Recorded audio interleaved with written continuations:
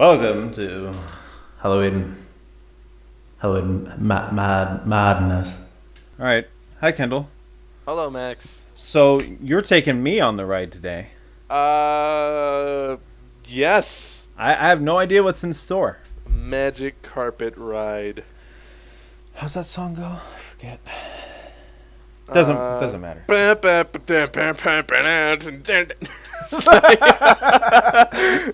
Not even close. Good try, though, Kendall. Good try. Oh man.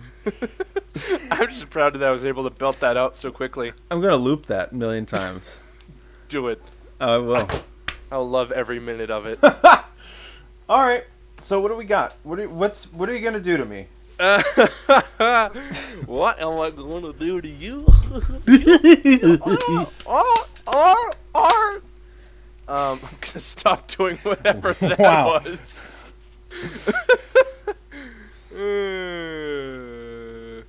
Okay. All right. So I heard this spookiest little story the other day. This cute little story. Fling this bastard at us. Flinging it like hot doo-doo. Okay. Alright, so you know how a lot of us, well, it's bedtime, you got your phone in your face, right? When you say us, do you mean humans? Yes, Okay. fellow hummins. All right. So, we're on our phone looking at Reddit and things, and or whatever we like to look at when it's that time when we're getting, sleepy and whatnot. Uh huh. And occasionally some of us will accidentally drop our phone down, on the ground off of our bed. Oh. Mm-hmm. You ever do that, Max? Once in a while, yeah. Uh-huh. How does it feel? Well, you have to reach down into my worms to find it, but it usually goes okay. So anyway, as the story goes, the person drops their phone on accident. It falls. Uh-huh. It illuminates a corner of the room.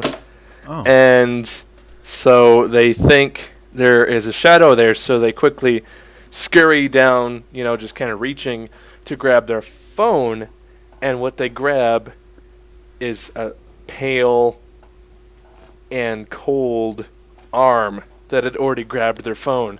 Oh. The arm immediately pulls the phone under the bed, and the person jumps back into the bed and kind of goes under the covers like, what the fuck just happened kind of deal. Okay. Mm-hmm. So then all of a sudden that person realizes that they hear someone singing a lullaby to them Oh. to try to lull them back to sleep. Oh. This horrific, terrible lullaby.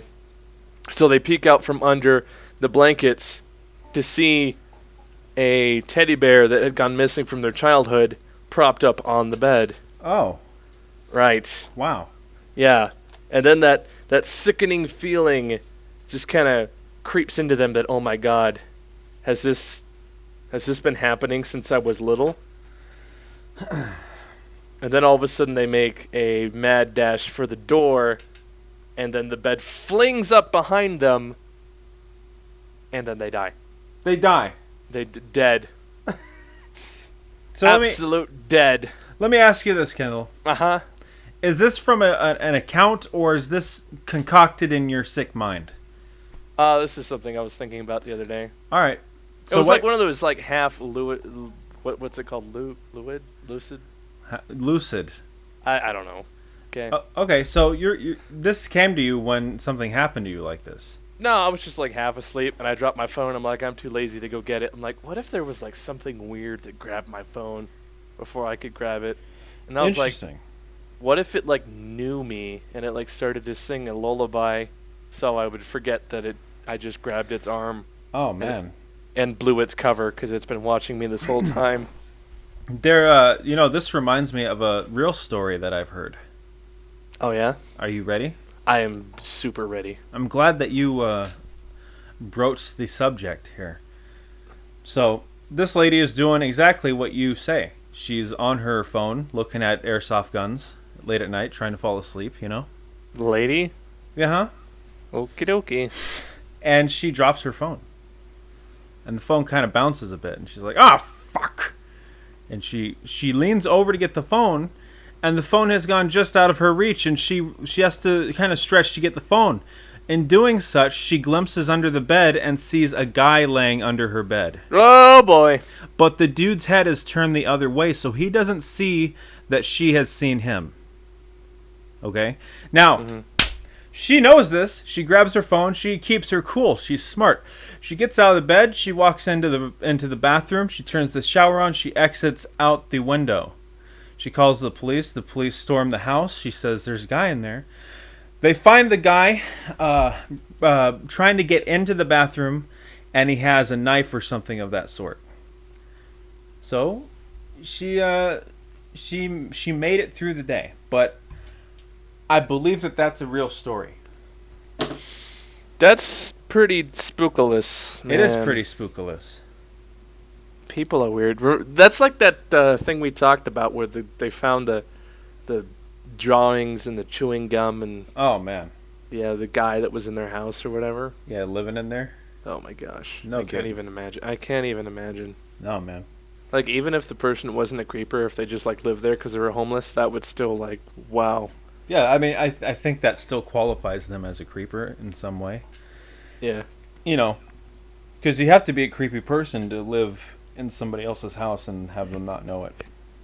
Seriously, yeah. And then, have you seen that footage, like on YouTube, where the dude sets up a camera in his kitchen and he goes to sleep, and then the lady comes out and she's looking through his fridge and shit, and she lives in his house and he didn't know it. Okay. And then he comes back and he passes through the kitchen because, you know, it's his house, and she just quick hides in the corner and he never sees her. Oh my lord. Yeah. Is that really real? Yeah, it is real. You can find that. Yeah, that's pretty brutal, man. That is disturbing. Yeah. Yeah. That's really scary. So enjoy that. You know. I don't like that. No, I don't like that at all. I don't like that either. That's no good. That's really terrible, Max. So lock your doors, guys. Lock your doors, close your windows. That's one thing. Like, I've heard a lot of stories, particularly this Halloween, throughout this Halloween madness, where people give this as an excuse, and I don't know how much this has to do or doesn't have to do with what we're talking about, but their excuse is, we live out in the middle of nowhere, so we don't really need a reason to lock our doors or close our windows. Fuck you. Refer to the first thing you just said, living in the middle of of nowhere. That is all of the reason to lock your stuff up, because bears just randomly wander into your house if you don't. Man. Not to mention, paranormal stuff and people. Peeps. So, lock your doors at night when you're not home. Lock your doors at night.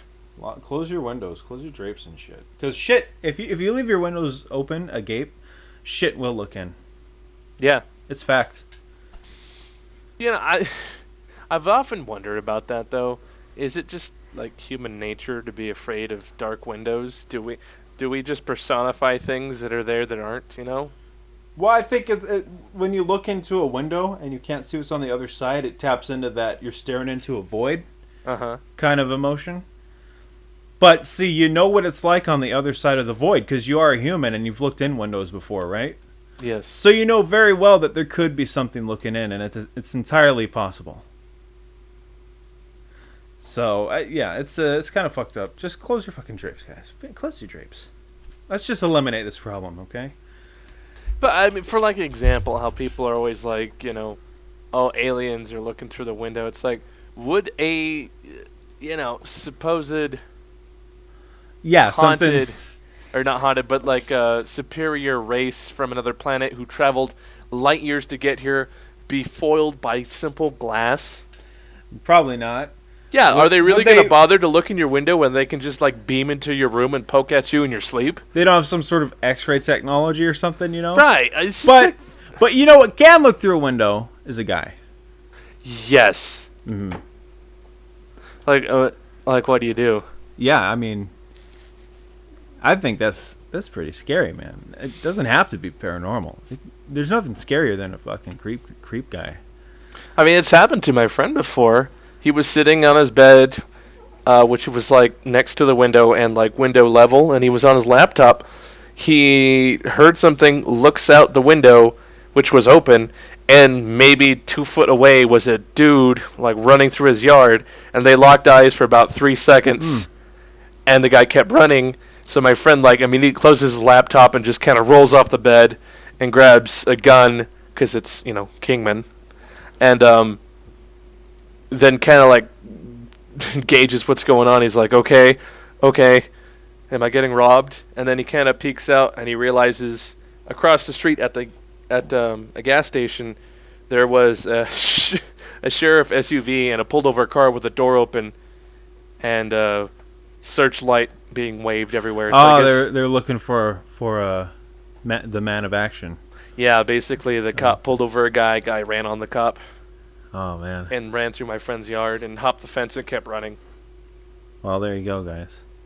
Still, though, it's like, oh my gosh, like how terrifying is that? You look and there's a person right there and you lock eyes with them and it's like, yeah.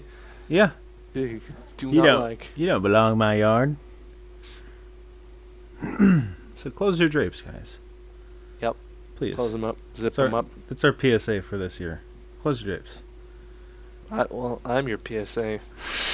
Do you remember when Ash told the story about how somebody in his family used to just sleep with their arm dangling out the window? Oh my gosh, yes! And something brushed up against it or whatever? Yeah. That's why you don't do that. No, something shook the hand. Ooh, if I remember correctly. Yeah, I think that's how the story went. That can't be real.